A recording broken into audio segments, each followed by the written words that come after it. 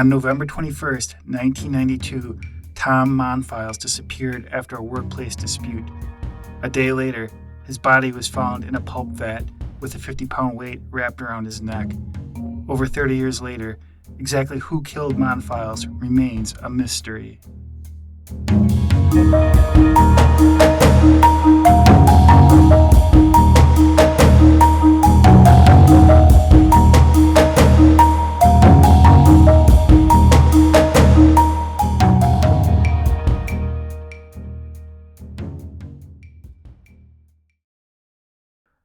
Welcome to the Monfils 6 podcast. My name is Damon Schneider.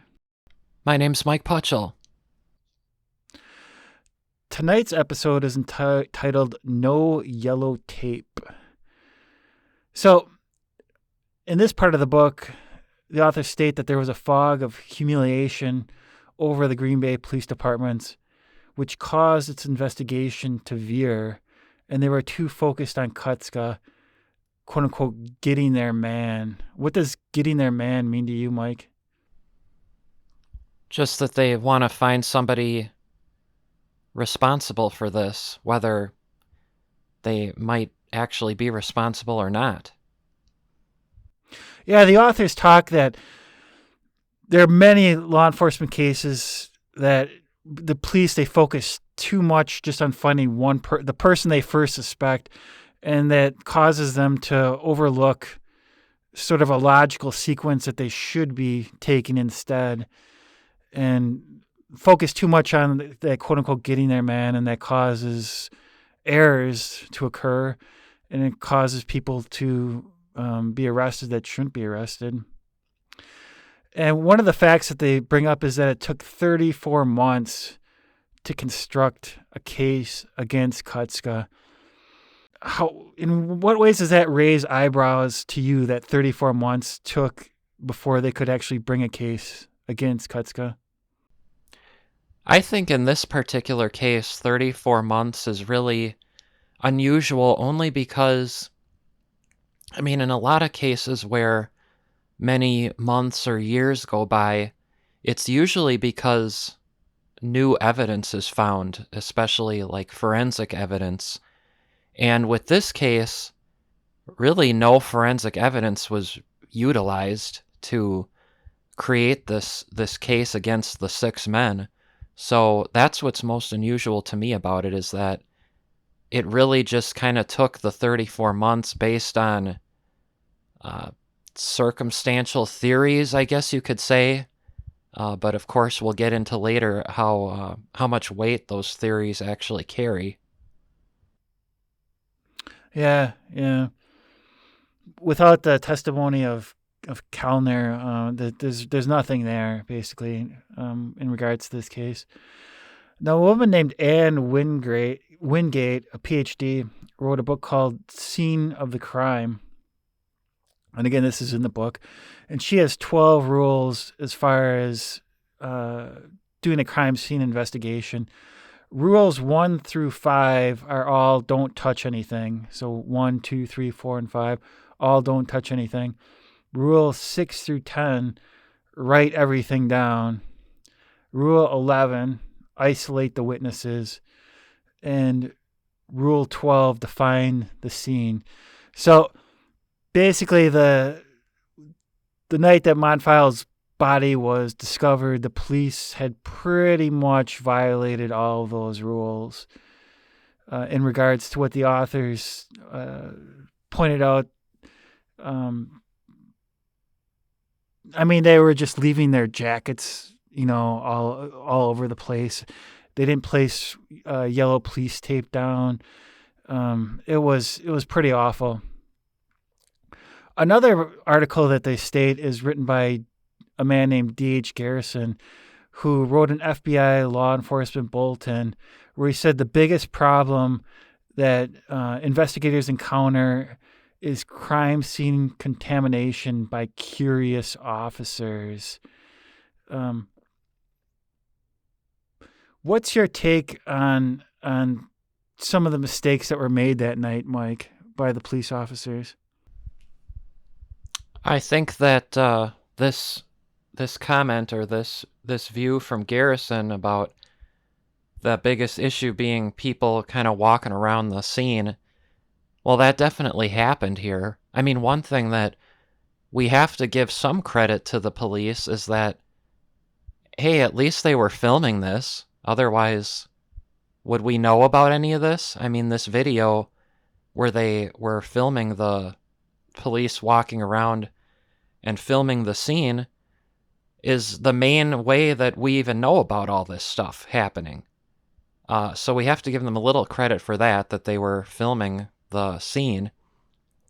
Uh, but yeah, I think that is a big issue. People were walking around, people that probably didn't need to be there. There didn't probably need to be so many people on the scene. Obviously, the workers were still kind of just able to walk around. It wasn't sealed off. They were touching the wall of the tissue vat. There was probably some good fingerprints there. None of those were taken. Perhaps even footprints too, maybe in some dust on the floors around the vat. I would imagine there'd probably be dust on floors like that, especially in an area where not that many people walked around. So yeah, you bring up the videotape. So the police did videotape the investigation, and one of the things that the authors brought up, the appalling condition of Monfil's body. The removal of his body was horrific. It was clear that the body had been decimated by the agitator blades. So this is an important point in regards to, again, my attendance at the Milwaukee Film Festival, in which Detective Winkler and D.A. Sikowski were both there. And again, Winkler stood up and said to the audience that the agitator blades would have pushed Monfils away from it. According to the authors, it was very much different than that. That the agitator blades caused a lot of damage to the body. Again, his legs were missing. It's unlikely that the Monfil 6 removed his legs from that. And the general sense I got from this point as well is just that Tom Monfil's body, it was a sight to see at that point. What were your thoughts on that? The discovery of the body in the vat? You mean like the horrific Just yeah, the condition? condition of the body. Yeah. Well, they gave a good idea of it, and I can imagine it would be something unpleasant to view. I mean, it is horrific. I can see how probably people who saw it never forgot about it. That's something they'll always remember. Yeah, if I'm directing the first episode of a Netflix series on Tom Monfils, this is the end of episode 1. Is the discovery and just this image of Tom Monfil's body being in the vat, that just this horrific thing that propels all these events forward to this. And it's interesting too because a mill worker was said that he was shocked to see a bunch of cops leaning on the edge of the tissue test, just looking at Monfil's body. So they weren't sort of dusting for fingerprints or anything like that.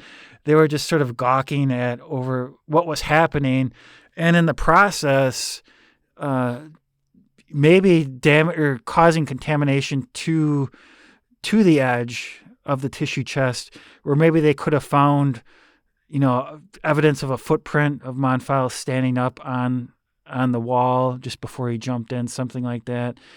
What else could have been lost with these cops just leaning over the tissue chest, do you think? Well, I'm not sure about any other things, but I'll say I would imagine, I mean, if these are just regular officers, again, they shouldn't even really be over there. I thought that crime scene technicians are the ones who kind of do the fingerprint dusting and looking at footprints, getting the prints lifted from those types of situations. But yeah, I don't know what else uh, they might be missing out on. Do you have something in mind? Just uh, evidence that Monfils stood up onto the wall, like a partial footprint, or maybe a hair from his. You know, he had a mustache, maybe a hair. Maybe he scraped his hand on as he was trying to lift the weight onto the wall, something like that. Yeah. Um, Mm-hmm. Memento mori. Remember, you must die someday. However, your life can be remembered forever by contacting us at seasonsoflifememorials.com. We are here to teach you how to create a film about your life that can be seen at your future gravesite, as well as within the obituary section of your very own newspaper. Contact us today at seasonsoflifememorials.com. So there is a book called Five Regrets of the Dying by Bronnie Ware. Can you tell us what those regrets are, Mike? Sure. So these 5 regrets we want to go over just a little bit here because we really believe these are kind of fitting, especially for the legacy film that we offer. So I'll go into them here. So again, Bronnie Ware said that one of the top 5 regrets of the dying was that they wished that they had the courage to live a life true to themselves, not the life others expected of them. Second one is they wish that they hadn't worked so hard. Third would be they wish that they had the courage to express their feelings. Fourth, they wish that they had stayed in touch with their friends. And then finally, they wish that they had let themselves be happier. So, I mean, many of these things are a lot of things that people who are far from death probably think, but they always think that they have more time. People always tend to believe that they have more time and they can make changes. And you can see that according to Bronnie Ware in her book that doesn't always happen for people, and it's something that in their last days they really find themselves regretting. And so again, the legacy film that we offer is really a great way to deal with those concerns that people have. And I can attest to that personally. I was just talking with a family member, an uncle, last week. I was talking to him about Seasons of Life Memorials, what we do, and he was looking to do something exactly like this. So this is something that people really are interested in. People want to be remembered um, in a way that, in some ways, people want to be remembered the way that they see themselves, and they kind of want to control that narrative. So the legacy video again is the best way to deal with that. In some ways, when people are in their last days, uh, you can have some peace of mind that those concerns really are dealt with already, and people are going to remember you in your own words and for the life that you lived. And we're back. So the authors point out that the police didn't ask the mill workers any questions the night that the body was discovered. They basically just watched the body being removed. And in some cases, they actually asked certain mill workers to guard certain sections of the plant, which was a little unusual, especially since um, some of the people they asked to guard might have been involved with the murder. I mean, don't you think that's kind of ridiculous that they did that? Yeah, it is. I don't know why obviously we know the mill has security, so I don't know why they wouldn't ask security to assist them with that. It almost makes you wonder if the time that the body was discovered had something to do with it, that it was sort of later on at night. And maybe people just wanted to get home and, get their night, sort of get ready for bed and, let's just get this body out of here and Who are you get ready for talking Monday about? morning. Who's thinking that? Are you Just saying the the police? yeah, like Well, maybe they, it was kind of late at night and they just wanted to, wrap things up and be ready for Monday morning. yeah, but these police probably, I mean, that's their shift. These are probably the night shift police. I doubt they were. I mean, the detectives probably were called in. I would imagine they're probably on call. But the regular officers, I think that's just their normal on duty hours. Yeah, maybe. Maybe they were day people though, and they didn't want it was too late at night. Well, I'll add this. I mean, the authors really criticize the police in the way they handled this investigation, but what I would have liked to see, and maybe we can look into this for the future, is maybe this is just how the Green Bay police are. Maybe they don't handle potential homicide investigations in by the book. Green Bay is not a huge city. I can't imagine they have a lot of homicides. Maybe this is just how they deal with it.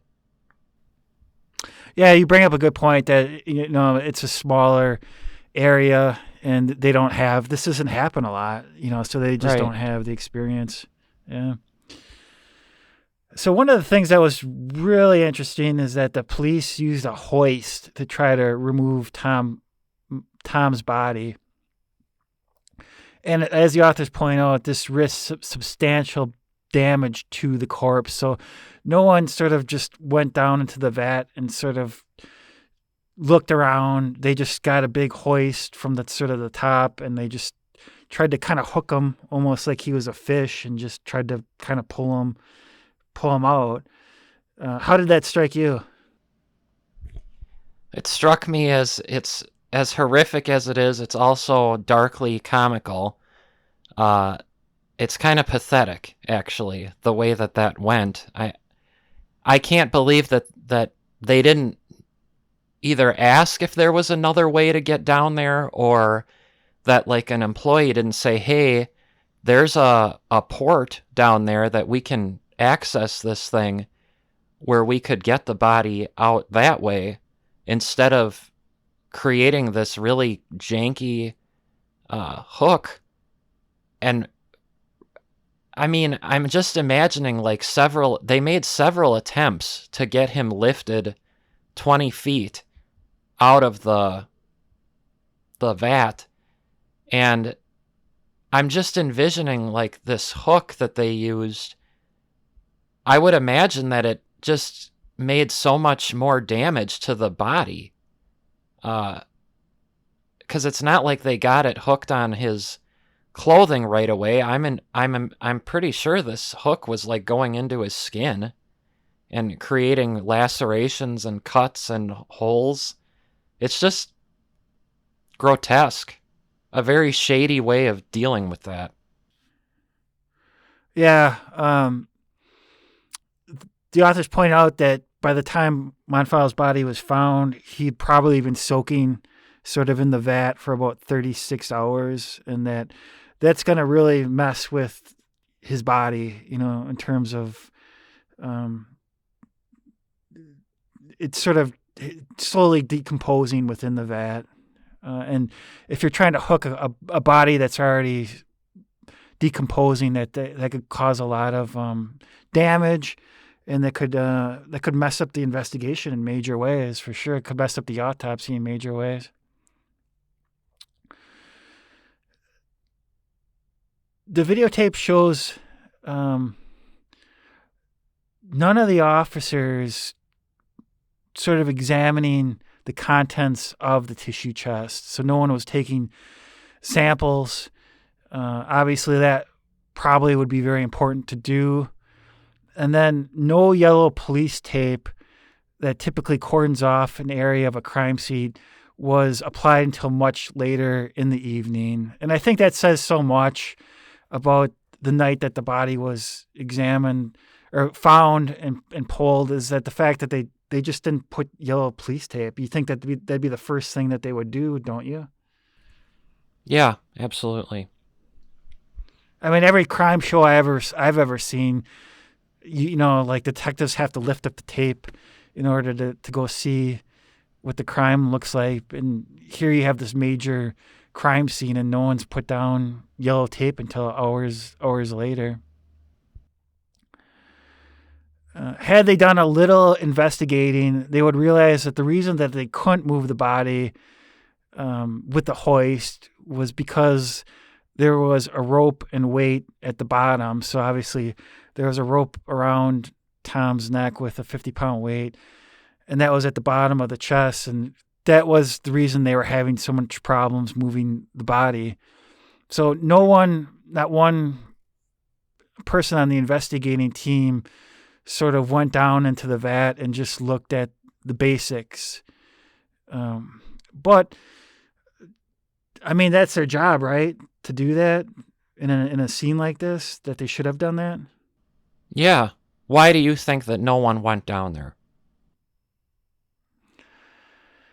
Well, speaking for myself, I wouldn't have been the first to volunteer for sure, because there's a decomposing body, and you probably would think that maybe like it's not going to be healthy if you go down there. So, something, maybe if you had a cut or a wound on that it could seep in and bad things could happen. So I'm definitely not volunteering to be the person, but someone has to do it, right? Someone has to go down there and look at what's, that's the crime scene, right? Yeah, I mean, maybe they didn't go down there because they didn't want to. At that point, they were worried about contaminating the evidence, but I don't know about that. I think more maybe people just weren't dressed appropriately, because I would imagine there was still pulp down there. It wasn't all drained. So you'd have to be wearing boots. And yeah, I mean, the odor I can imagine being disgusting. And then what you're looking at is disgusting. So I just think nobody wanted to actually get in there, get dirty down there. Yeah, I would agree.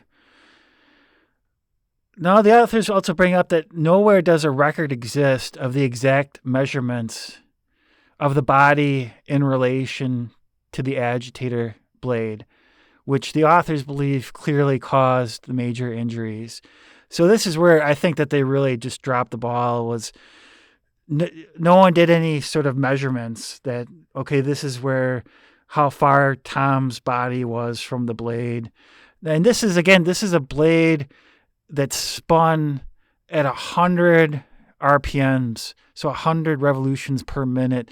So you can imagine anything getting stuck up with this blade is going to really be tore up, right? Yeah, it's going to cause a lot of damage, for sure.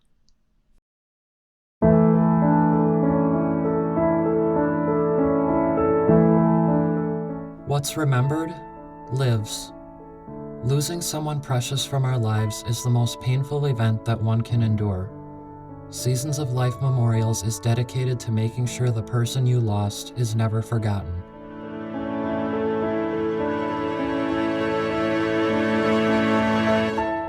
We work with you to help you craft a film about your loved one's life that can be viewed at the gravesite.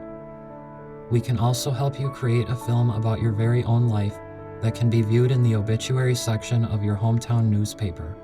Imagine that, your friends, relatives, and neighbors viewing your own unique story and how your life truly did matter. Visit our website, seasonsoflifememorials.com, and follow us on social media today to start viewing what we can do for you. So, dependable impressions of the agitator blades themselves could have revealed Tom's head injury. In particular, the injury to the back of Tom's head was a 3/8, indicated an object that was about 3/8 of an inch long caused that. And that was the exact measurement of the blade, right? Correct? Yeah, I believe that matched the width of the blade. And this is according to the documentary Beyond Human Nature. That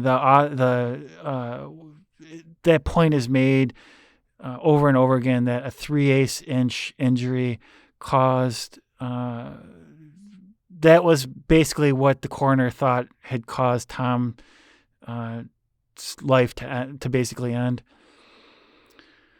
Mill worker Steve Stein said, "I think the cops thought that Tom had killed himself, and so no further investigation was really needed."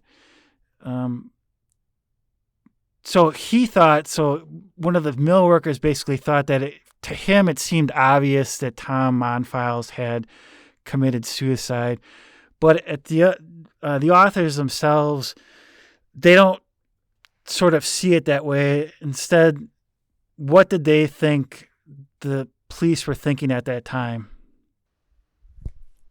Well, they seem to believe that the police wanted to pin it on Keith Kutska.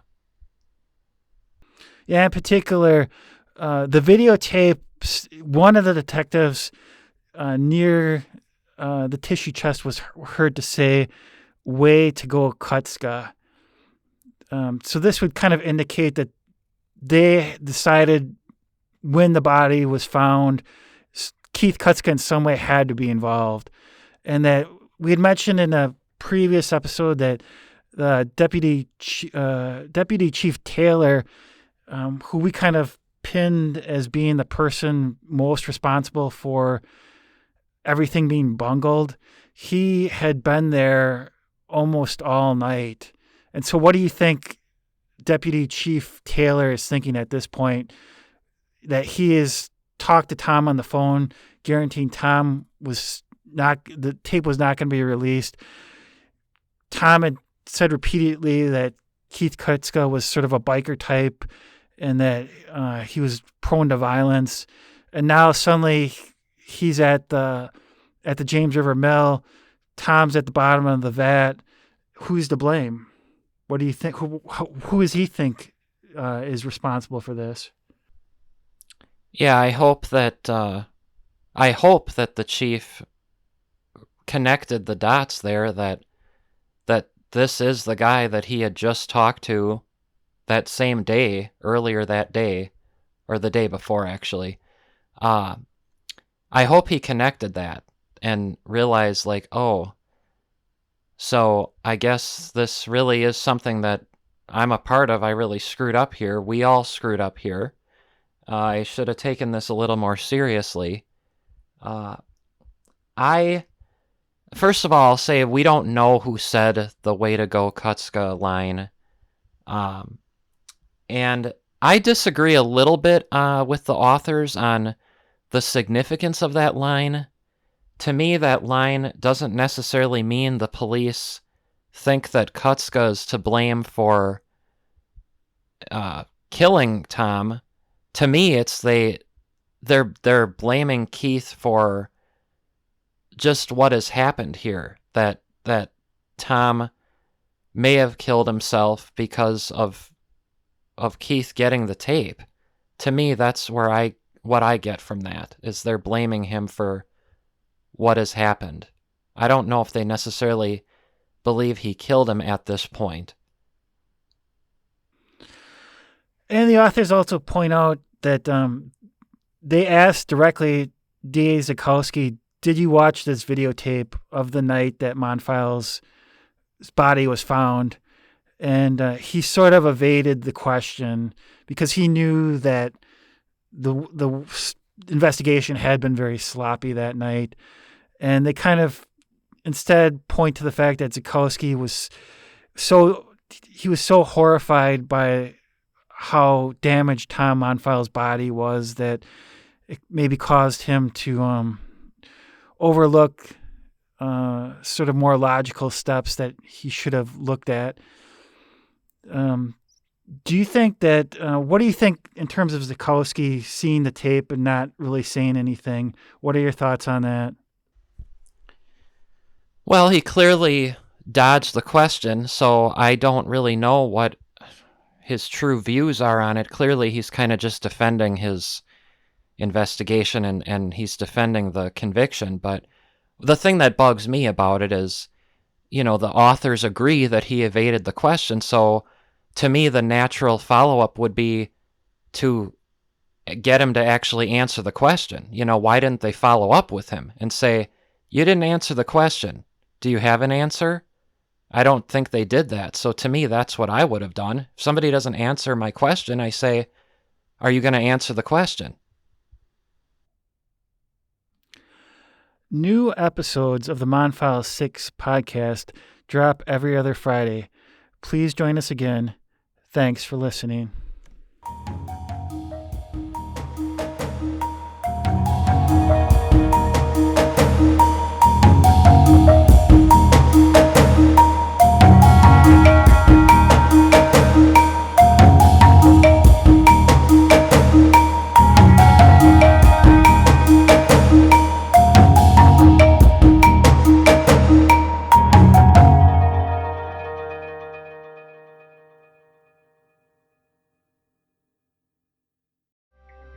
Have you recently lost a loved one and want to hold on to their memory forever? Would you like all of the world to view what their life had been about? Seasons of Life Memorials is what you are looking for. We create individual and unique documentary shorts that will allow anyone visiting the gravesite to view the documentary and your memories of the loved one. Contact us today to set up an appointment at seasonsoflifememorials.com.